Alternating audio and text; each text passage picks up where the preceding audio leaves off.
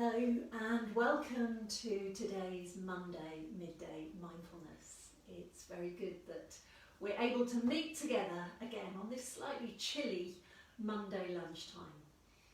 And it's the 1st of March, beginning of spring, and it's also St David's Day, which I'm sure you'd be very aware of if you are Welsh.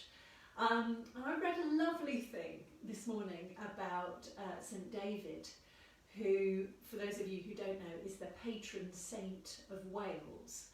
And he really focused on some of the smaller things in life. And so he encouraged his monks and those who were in his community to focus on the little things. Focus on the little things. And that felt to me a very good link with some of the things that we try and do in our mindfulness sessions. It's about, turning up our awareness and trying to notice some of the smaller things in life which often pass us by in a kind of unremarked way if we don't really fully give our attention to them. So St David encouraging us to focus on the small things in life. So today we are going to do a slightly different kind of practice. We've been doing in the last few weeks, we've been focusing on our body and our breath. We've been doing a lovely long body scan together. But today we're going to start kind of moving on a little bit in some of our practice, and we're going to do a practice together called the sounds and thoughts practice, which the first time you do it can feel a little bit challenging. So I don't want to say that to scare you off necessarily, just to say to you that actually if you find this a bit of a stretch compared to some of the other things that we've been doing together, then that's just to be expected. This is a slightly more challenging practice. And when people are doing the 8-week course in mindfulness, this comes kind of week 5 or 6 in the course. So it's after people have built up some of those basic practices that we've been sharing together. And part of the kind of the purpose behind this practice really is to help us unhook ourselves from those kind of relentless patterns of thought that go on inside our minds. We talked a few weeks ago how sometimes we kind of seesaw in our heads between replaying things that have already happened or anticipating things that are about to happen. And very rarely do we find ourselves here in the present moment, which is what we try and develop in our mindfulness practice. So with both that kind of replaying of things and that anticipating of things, our thought process is going completely crazy. It's like a washing machine that's just whirling round and round and round. And sometimes with our thoughts, we forget that they are simply thoughts. They are simply mental events. They're not necessarily the same as the truth. So that can be quite a funny kind of concept when we first come to it, that our thoughts are simply mental events. Some of them really are very close in representation to actual reality, and some of them are a million miles away. And sometimes when we're feeling stressed or anxious, our thoughts can take on a particularly kind of harsh sense to them. And so the thoughts that whirl around in our heads can be quite critical and quite judgmental. So it can be really helpful sometimes if we can just start to unhook ourselves a little bit from some of those thoughts and perhaps create a little bit more of a distance between us and our thought processes. I thought I'd just read you a little bit from John Kabat-Zinn, who is the person who's credited with really kind of building the mindfulness practice that we share together. And this is what he says about thoughts. It's remarkable how liberating it feels to be able to see your thoughts are just thoughts and that they are not you or reality. For instance, if you have the thought that you have to get a certain number of things done today and you don't recognise it as a thought but act as if it's the truth, then you have created a reality in that moment in which you really believe that those things all must be done today. On the other hand, if you are able to step back from your thoughts and see them clearly, then you will be able to prioritise things and make sensible decisions about what really does need doing. You will know when to call it quits during the day. So the simple act of recognising your thoughts as thoughts can free you from the distorted reality they often create and allow for more clear-sightedness and a greater sense of manageability in your life. Sounds good, doesn't it? So, this practice that we're going to share together helps us begin that process of seeing our thoughts as simply thoughts. So I will lead you through it, and we'll just begin in our usual way by finding a comfortable posture that you can sit in, and maybe just beginning with your eyes open and taking 2 or 3 slightly deeper in-breaths and out-breaths. Breathing in through the nose and out through the mouth. In through the nose and out through the mouth. In through the nose. And with this out breath, allowing your eyes to close. And your breathing to settle into its normal rhythm.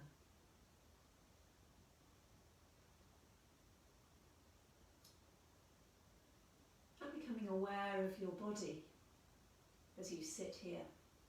Feeling those points of contact with the chair, with the floor.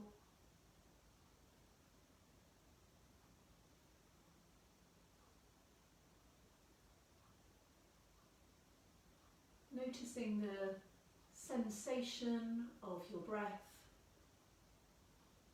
as you breathe in and out. Just focusing on that rise and fall as you settle into this practice.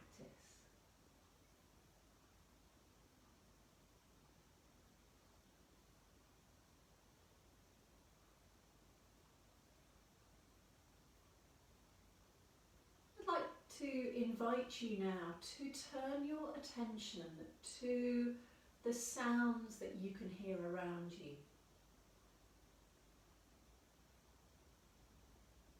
Sounds from inside your room, inside the building, and any sounds that you can hear from further away, from outside maybe.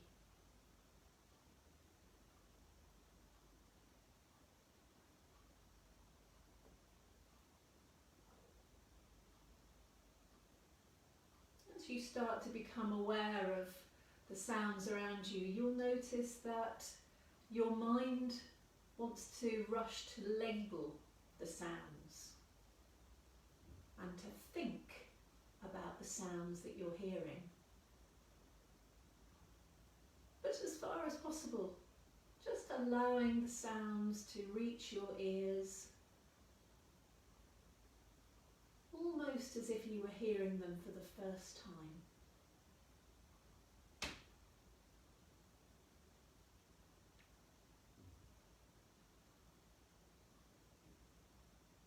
So allowing yourself to notice the variety of sounds that there are.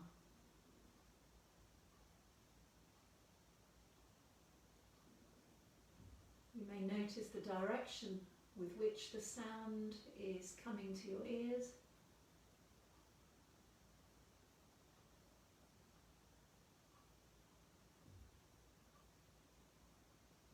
kind of sound is it? Is it high or low? Does it repeat? Or does it just come and go?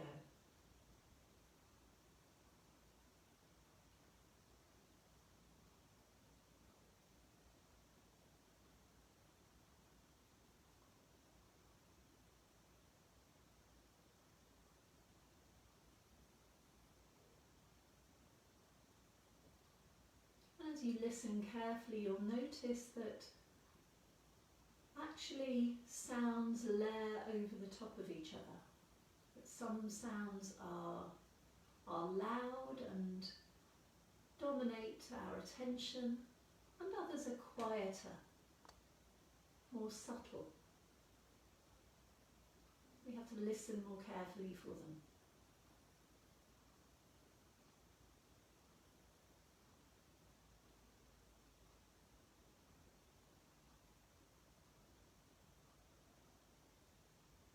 Noticing how the sounds have a movement, how they come and go.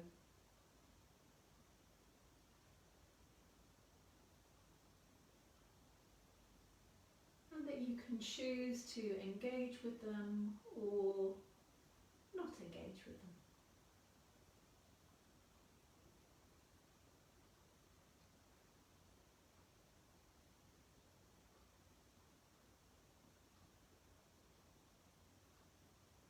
So now letting that whole soundscape fade into the background of your attention. And this time the invitation is to bring your attention to your thoughts. And begin to notice the kind of thoughts that there are bubbling up in your mind.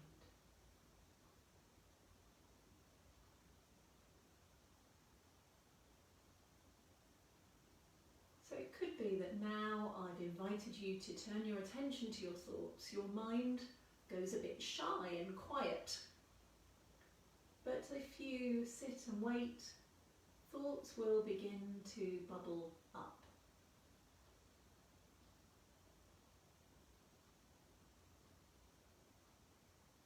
And the attitude of this practice is almost as if you were sitting watching your thoughts play across a cinema screen. You're sitting, observing them coming and going.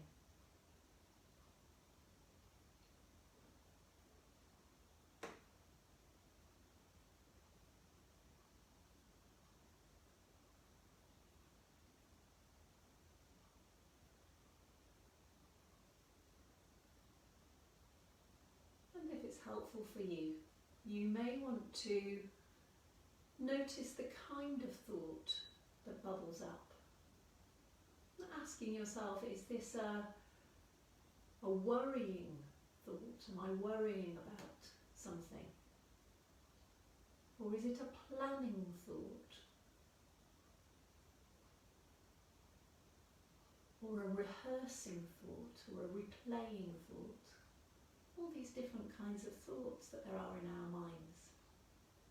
Seeing if it's possible just to identify the type of thoughts that are bubbling up.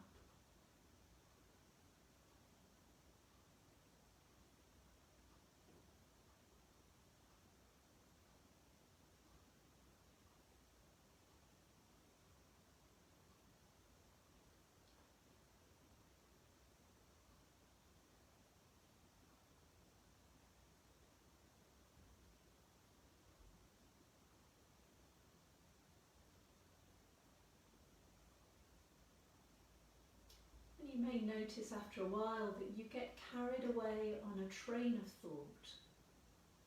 That one thought produces an association which leads to another thought and another and another, and very quickly you're carried away.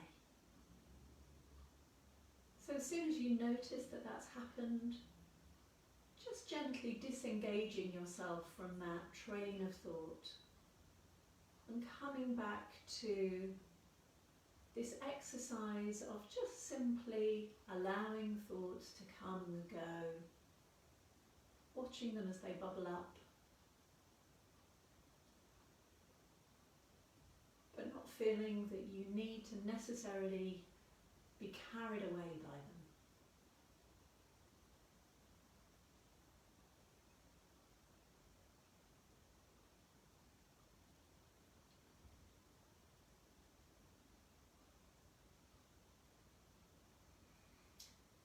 And now letting go of that focus on the thoughts in your mind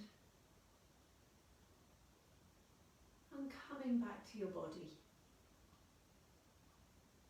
Feeling those points of contact again with your seat, with the floor.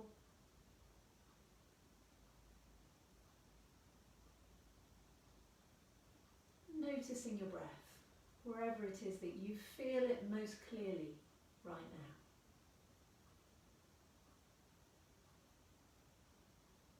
Allowing your breath to anchor you back into this present moment.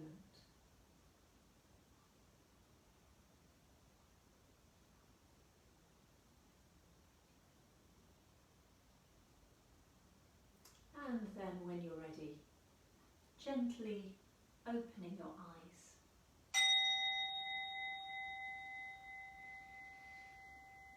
And taking a moment just to check in with yourself and see how that practice was for you, how you found that.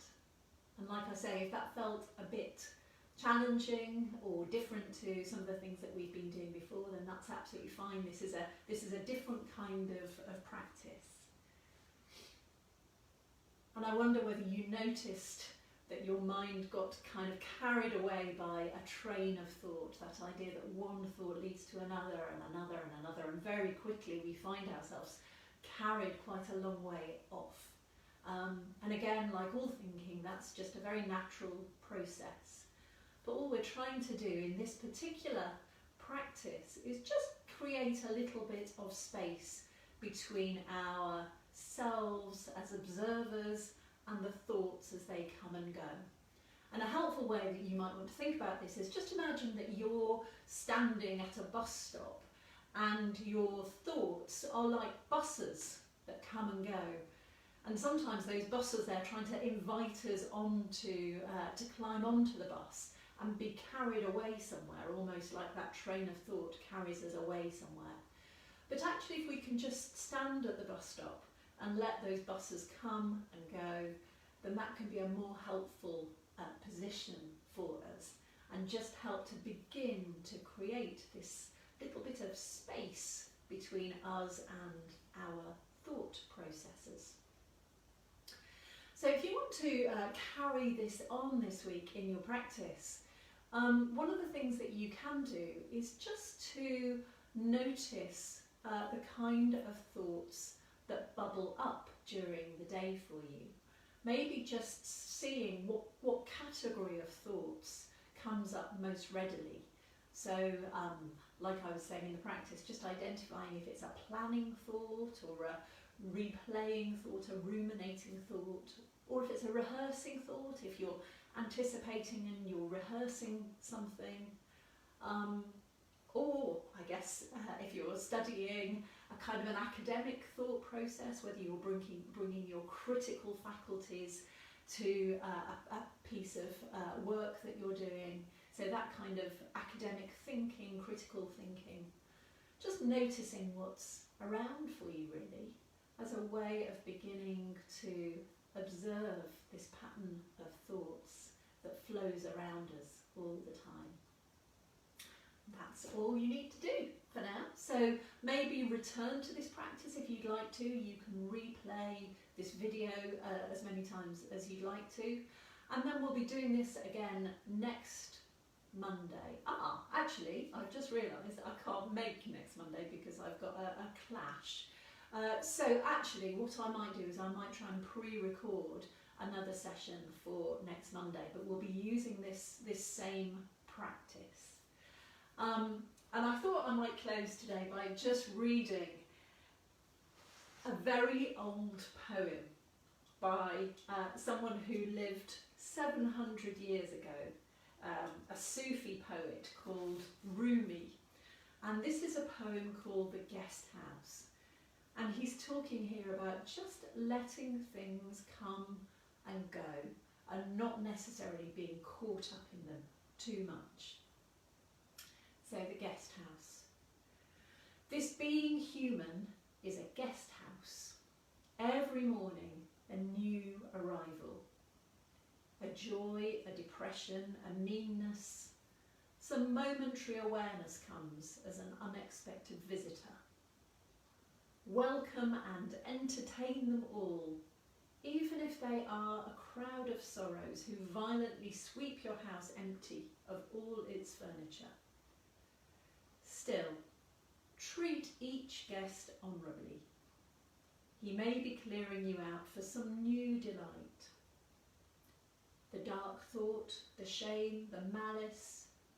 Meet them at the door laughing and invite them in. Be grateful for whoever comes, because each has been sent as a guide from beyond.